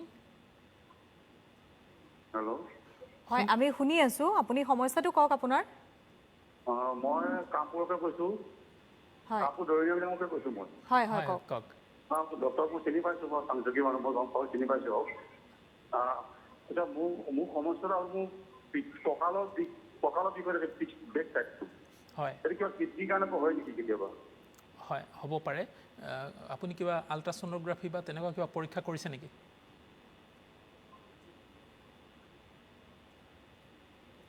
আপুনি শুনি আছেনে বাৰু শুনি আছোঁ আপুনি বিষটো কিমান দিন হ'ল থকা একো কৰা নাই তেনেকৈ নহয় আপোনাৰ বিষটো কিমান দিনৰ পৰা আছে আপুনি যে ক'লে পিঠিৰ ফালে বিষ হৈ আছে হয় মই শুনি আছোঁ হয় আপোনাৰ পিঠিৰ যিটো বিষ কিমান দিনৰ পৰা হৈ আছে ধৰি লওক আজি মোটামুটি 2 মাহমান 2 মাহমানত হৈছে হয় 2 মাহমান হৈছে 2 মাহমান হয় ঠিক আছে হয় ধন্যবাদ জনাইছোঁ আপুনি ফোন কৰাৰ বাবে হয় আপোনাৰ তেখেতে যিটো ক'লে বিষটো আৰু 1.5 মাহ 2 মাহৰ পৰা আছে বুলি কৈছে আপুনি এখন আল্ট্ৰাছ'ন'গ্ৰাফি পৰীক্ষা কৰিব লাগিব পৰীক্ষা কৰি পেলাই তেখেত আমাৰ মোৰ যিটো হোম টাউন কামপুৰ বুলি জেগা তাৰে হয় গতিকে মোক চিনি পাইছে গতিকে আপুনি আল্ট্ৰাছ'ন'গ্ৰাফি এখন কৰি মোক দেখাব পাৰিব মই প্ৰত্যেক শুক্ৰবাৰে নগাঁৱলৈ আহোঁ গতিকে আল্ট্ৰাছ'ন'গ্ৰাফি এখন কৰি পেলাই মোক এবাৰ দেখাই দিয়ক কিবা যদি অসুবিধা আছে কিডনি ৰিলেটেড তেতিয়াহ'লে আমি গম পাম আৰু কিডনিৰ এটা সাধাৰণ পৰীক্ষা কৰিব লাগিব চেৰাম ক্ৰিয়েটিনিন বুলি আমি কৰাই ল'ম বাৰু হয় তেওঁ সমিধানো পাইছে আশা কৰিছোঁ আৰু দেখিবলৈ পোৱা যায় যে কিডনিৰ সমস্যাটো বহু লোকৰে কিডনিৰ ষ্টোন বা কিডনিৰ তেনেকুৱা সমস্যা দেখা পোৱা যায় তো এটা কথা আমি যদি নিজৰ কিডনিটো সুস্থ কৰি ৰাখিবলৈ বা ভালকৈ ৰাখিবৰ কাৰণে কেনেধৰণৰ আচলতে এৱাৰনেছৰ কাৰণে আপুনি কি ক'ব দৰ্শকক কিখিনি আমি আচলতে সাৱধানতা ল'ব লাগে হয় পানী খাব লাগে প্ৰচুৰ পৰিমাণে সেইটো বহু লোকে আচলতে জানে হয় পানীৰ পৰিমাণটো বঢ়াব লাগে আৰু এইটো এটা খুব দৰকাৰী কথা যে আমি এটা সচেতনতাটো আমি বঢ়াব লাগিব যাতে যিকোনো ধৰণৰ যদি ৰোগ হয় তাক আমি খুব সহজতে বা প্ৰথম অৱস্থাত আমি ধৰা পেলাব লাগে আৰু আটাইতকৈ ডাঙৰ কথাটো হ'ল আমি কিউৰেটিভ ট্ৰিটমেণ্টতকৈ আমি প্ৰিভেণ্টিভ ট্ৰিটমেণ্ট কৰিলে বেছি ভাল আমাৰ এইমটো হ'ব লাগে to prevent the disease from occurring বেমাৰটো হোৱাৰ পৰা আমি ৰোগীজনক আমি বচাব লাগে বেমাৰটো হোৱাৰ পিছত ট্ৰিটমেণ্টটোতো আমি কিউৰেটিভ ট্ৰিটমেণ্ট হ'ল বেমাৰটো হ'ল আমি ভাল কৰিব লাগে কিন্তু আমি বেমাৰটো নোহোৱাকৈ ৰাখিব পাৰিলে ভাল এতিয়া যিটো পাথৰজাতীয় সমস্যাবিলাকৰ কাৰণে আমি প্ৰচুৰ পৰিমাণে পানী খাব লাগে আৰু যিবিলাকত চাইট্ৰাছ ফ্ৰুট থাকে সেইবিলাক খাব লাগে টেঙাজাতীয় ফলবিলাক খাব লাগে নাৰিকলৰ পানী খাব লাগে কেৰেলা গাজৰ এনেধৰণৰ আনাৰস তৰমুজ বেছিকৈ খাব লাগে আকৌ কিছু খাদ্য এৰাই চলিব লাগে যেনেকৈ আমিষজাতীয় মাছ মাংস নিমখ চেনি দুইটা বস্তুৱেই অত্যধিক পৰিমাণত হ'লে বেয়া আকৌ কল্ড ড্ৰিংকছ জাতীয় খোৱাবিলাক কমাব লাগে পালেং শাক লাই শাক বিলাহী জাতীয় খাদ্যবিলাক কমাব লাগে আমি কিডনিৰ পাথৰৰ কাৰণে ক'লোঁ এইখিনি আকৌ যে কিডনি বিকল হৈ যোৱাৰ সমস্যাটো যিটো সেইটো আজিকালি খুব বাঢ়িছে আৰু খুব অভাৱনীয়ভাৱে আমি উত্তৰ পূৰ্বাঞ্চলত দেখা পাইছোঁ যে একদম কম বয়সীয়া ল'ৰা ছোৱালীবিলাক কিডনি বিকল হৈ পেলাই আহে ক্ৰিয়েটিনিন বহুত বেছি লৈ আহে বমি ভাৱ দুৰ্বল লাগি থাকে আপুনি চাব যেতিয়া একদম হেতা পৰি যায় আৰু যেতিয়া আমি চাওঁ গাত পেলৰ থাকে মানে হিমোগ্ল'বিন কমি যায় ক্ৰিয়েটিনিনটো বাঢ়ি যায় তেনেধৰণৰ লক্ষণ সেইটো মানে কিডনি ফেইলিয়াৰৰ লক্ষণবিলাক এতিয়া কিডনি ফেইলিয়াৰৰ কাৰণবিলাকৰ ভিতৰত যদি দেখা যায় যে যদি ব্লাড প্ৰেছাৰ বহুত দীঘলীয়া দীঘলীয়াকৈ থাকে, যদি চুগাৰৰ প্ৰব্লেম বহুত দীঘলীয়াকৈ থাকে বা ধপাত জাতীয় খাদ্যবিলাক যদি খায় আৰু কিছু ক্ষেত্ৰততো তাৰ একজেক্ট কাৰণটো কেতিয়াবা জনাও নাযায়, খুব য়ং মানুহে আহে। গতিকে এটা সুস্থ আৰু স্বাস্থ্যসন্মত জীৱন ধাৰণৰ প্ৰণালী, যে শাৰীৰিক ব্যায়াম হ'ব লাগে, অলপ শাৰীৰিক কষ্ট হ'ব লাগে, খুব বেছিকৈ অত্যধিক আমিষজাতীয় খাদ্য খাব নালাগে, আকৌ ধূমপান বেয়া সেইবিলাক এৰাই চলিব লাগে, আৰু মাজে মাজে আমাৰ এটা স্বাস্থ্য পৰীক্ষা কৰাটো আটাইতকৈ দৰকাৰী আৰু প্ৰয়োজনীয়, যে কিবা যদি অসুবিধা হৈছে তাক আমি প্ৰথম অৱস্থাত ধৰা পেলাব লাগে। হয়, সেইটো এটা গুৰুত্বপূৰ্ণ। আৰু দেখিবলৈ পোৱা যায় যে কিডনি যিসকলৰ ধৰক বেয়া, ডায়েলিচিছ যি কৰা হয়, ডায়েলিচিছ কৰাৰ পাছতো ধৰক মানুহটোৰ স্বাস্থ্য কিন্তু অৱনতি হৈ থাকে। এইটো কেনেধৰণৰ আচলতে, যে এটা সময়ত নে ভাল হ'ব নে তেনেধৰণৰ কোনো চান্স থাকে নে নাথাকে? এতিয়া কিডনিটো হ'ল আমাৰ শৰীৰৰ কাৰণে একে সাধাৰণভাৱে যদি আমি ক'ব বিচাৰোঁ এটা ৱাটাৰ ফিল্টাৰ। আমাৰ শৰীৰত যিটো ব্লাডবিলাক আছে, এই গোটেই তেজখিনি কিডনিলৈ আহে আৰু কিডনিত ফিল্টাৰ হয়, তাৰ পৰা যিবিলাক আৱৰ্জনাবিলাক প্ৰস্ৰাৱ আকাৰে বাহিৰলৈ ওলাই যায়, আৰু ব্লাডটো আকৌ পৰিশোধিত হৈ সেই শৰীৰৰ বিভিন্ন অংগলৈ পৰিচালিত হয়। কিডনিৰ যেতিয়া বিকল হয় তেতিয়া সেই শৰীৰৰ পৰা সেই টক্সিক আৰু আৱৰ্জনাবিলাক ওলাব নোৱাৰা হয়। ডায়েলাইচিছটো হ'ল এটা কৃত্ৰিম ব্যৱস্থা, আৰ্টিফিচিয়েলি আমি কিডনিৰ যিটো কাম সেই আমি আৰ্টিফিচিয়েলি কৰিব চেষ্টা কৰোঁ, আৰু তেতিয়া কি হয় কিছু আৱৰ্জনা সি উলিয়াই দিব পাৰে। কিন্তু কিডনিটোৰ কামটো এই আৱৰ্জনাবিলাক উলিয়াই দিয়াৰ বাহিৰেও শৰীৰত যিটো আমাৰ ব্লাড ফৰ্মেশ্যন হয়, ব্লাড ফৰ্মেশ্যনৰ যিটো ছিগনেল, যিটো অৰ্ডাৰ আমি আহিব লাগে বুলি কওঁ, সেইটো কিডনিৰ পৰাই আহে। আকৌ আমাৰ যিটো শৰীৰত কেলছিয়াম, শৰীৰত আমাৰ যিটো বোন বা এনেধৰণৰ সেইবিলাকৰ কাৰণে মাছুলৰ ফাংচনৰ কাৰণে যিটো কেলছিয়াম লাগে, কেলছিয়ামবিলাকৰ যিটো মেটাবলিজম, শৰীৰত কেলছিয়াম নৰ্মেল লেভেল এটা মেইনটেইন কৰি ৰখাটো, এইটো কিডনিৰ পৰাই হয়। তেনেকৈ বিভিন্ন ধৰণৰ আৰু কাম থাকে কিডনিটোৰ। কিন্তু আমি যদি অকল ডায়েলাইচিছটো কৰালোঁ, সেই অকল আৱৰ্জনাখিনিহে ওলালে, কনষ্ট্ৰাকটিভ কামখিনি নহ'ল। শৰীৰত সেইকাৰণে তেজ ফৰ্মেশ্যনটো লাহে লাহে কমি গৈ থাকিব, বনটো দুৰ্বল হ'ব। গতিকে সেই কামখিনিতো ডায়েলাইচিছ মেচিনটো আমাক দিব নোৱাৰে, সি অকল আৱৰ্জনাখিনি ওলালে, ক্ৰিয়েটিনিনটোহে চালে। গতিকে যে দেখা যায় যে এটা দীঘলীয়া সময়ত যদি আমি ৰোগী এজনক ডায়েলাইচিছ কৰাওঁ, লাহে লাহে তেওঁৰ স্বাস্থ্যৰ অৱনতি ঘটে। ডায়েলাইচিছৰ কোনবোৰ বিকল্পটো হ'ল আমাৰ বৃক্ক সংৰোপণ, কিডনি ট্ৰান্সপ্লাণ্ট। দুটাই আমাৰ কিডনিটোৰ কামটো ডায়েলাইচিছেও কৰিব পাৰে, কিডনি ট্ৰান্সপ্লাণ্টো কৰিব পাৰে। কিন্তু কিডনি ট্ৰান্সপ্লাণ্টটো যেতিয়া কৰিব, সেইটো নেচাৰেল অংগ হ'ল, আৰু যদি একবাৰ অপাৰেশ্যনৰ সময়তে কেতিয়াবা ৰিজেক্ট হৈ যায় কিডনিটো, মানে বেলেগ এজন মানুহৰ শৰীৰৰ পৰা আনি দিয়া হয়, যদিও কিছু পৰীক্ষা কৰি চোৱা যায় যে মেটচিং হ'বনে নহয়, ব্লাড গ্ৰুপ একে থাকিব লাগিব, আৰু শৰীৰৰ কিছুমান ক্ৰম'জমেল তেওঁৰ লগত মিল আছেনে নাই। গতিকে সেইকাৰণে পৰিয়ালৰ মানুহৰ পৰা কিডনিটো যদি লয়, তেতিয়াহ'লে সেই কিডনিটো বাচি যোৱাৰ চান্সটো বহুত বেছি থাকে। গতিকে ইনিচিয়েল পাৰ্টত আমি কিছু ঔষধো দিব লগা হয়, যাতে আমাৰ শৰীৰৰ এটা ছিষ্টেম থাকে যে বাহিৰৰ পৰা অহা বস্তু এটা ওলাই দিব লাগে। গতিকে কিডনিটো ৰিজেক্ট কৰিব চেষ্টা কৰে। সেইটো নহ'বৰ কাৰণে ইমিউনোছাপ্ৰেছেণ্ট বুলি কিছু ঔষধ থাকে, যথেষ্ট ব্যয়বহুলো হয়, কিন্তু খুব আশাৰ বতৰা চৰকাৰে বিনামূলীয়াভাৱে এই ধৰণৰ ইমিউনোছাপ্ৰেছেণ্ট ঔষধবিলাক আজিকালি যোগান ধৰে। এইটো খুব ভাল কথা, কাৰণ কিডনি এটা ট্ৰান্সপ্লাণ্ট হোৱাৰ পিছত তাৰ পৰৱৰ্তী যিখিনি ঔষধ পাতি, সেইখিনিও বহুত ৰোগীয়ে দেখা যায় শেষৰ ফালে সেইখিনি দিব নোৱাৰাৰ কাৰণেও আকৌ কিডনিটো বিকল হয় লাহে লাহে, যিটো মানে সংৰোপণ কৰা কিডনিটো। কিন্তু যদি সেইখিনি ঔষধ পাই থাকে যথেষ্ট ভাল কথা, কিন্তু সেইটো এতিয়া আমাৰ ইয়াতে বিনামূলীয়াকৈ চৰকাৰে যোগান ধৰে। গতিকে ডায়েলাইচিছটো কিডনিটোৰ ৰিপ্লেচমেণ্ট নহয়, এইটো এটা টেম্পৰেৰী ব্যৱস্থাহে। যদি দেখা গ'ল যে কিডনিটোৱে শৰীৰৰ পৰা একদম ওলাব নোৱাৰা হ'ল, ক্ৰিয়েটিনিন বহুত বাঢ়ি গৈছে, শৰীৰৰ পৰা যিটো অত্যধিক অতিমাত্ৰাত থকা পানী উলিয়াব পৰা নাই, উশাহৰ অসুবিধা হৈছে, তেতিয়া ডায়েলাইচিছ কৰিব লগা হয়। সপ্তাহত কেতিয়াবা এবাৰ দুবাৰকৈ ডায়েলাইচিছ কৰি থাকিব লগা হয়, আৰু ডায়েলাইচিছো যথেষ্ট ব্যয়বহুল হৈ যায়গৈ, পিছত যায়। বা 2 বছৰ বা 3 বছৰ যদি ডায়েলাইচিছ কৰে, তেতিয়া দেখা যায় যে বৃক্ক সংৰোপণৰ সমানে খৰচী হৈ গৈ যায়। হয়, যথেষ্ট গুৰুত্বপূৰ্ণ এইখিনি কথা আচলতে জনাটো খুবেই প্ৰয়োজনীয়, সকলোৰে বাবে প্ৰয়োজনীয়। আমি অনুষ্ঠান শেষ কৰিবৰ প্ৰায় সময় হৈছে, আমি শেষৰটো ফোন কল ল'ব লাগিব। হয়, আপোনাক এনেকৈ সংবিধানলৈ স্বাগতম। হয়, সংযোগ বিচ্ছিন্ন হৈছে। হয়, আমি কথা পাতি আছিলোঁ, তেওঁ হয়তো পুনৰবাৰ চেষ্টা কৰিব ফোন কৰিবৰ বাবে।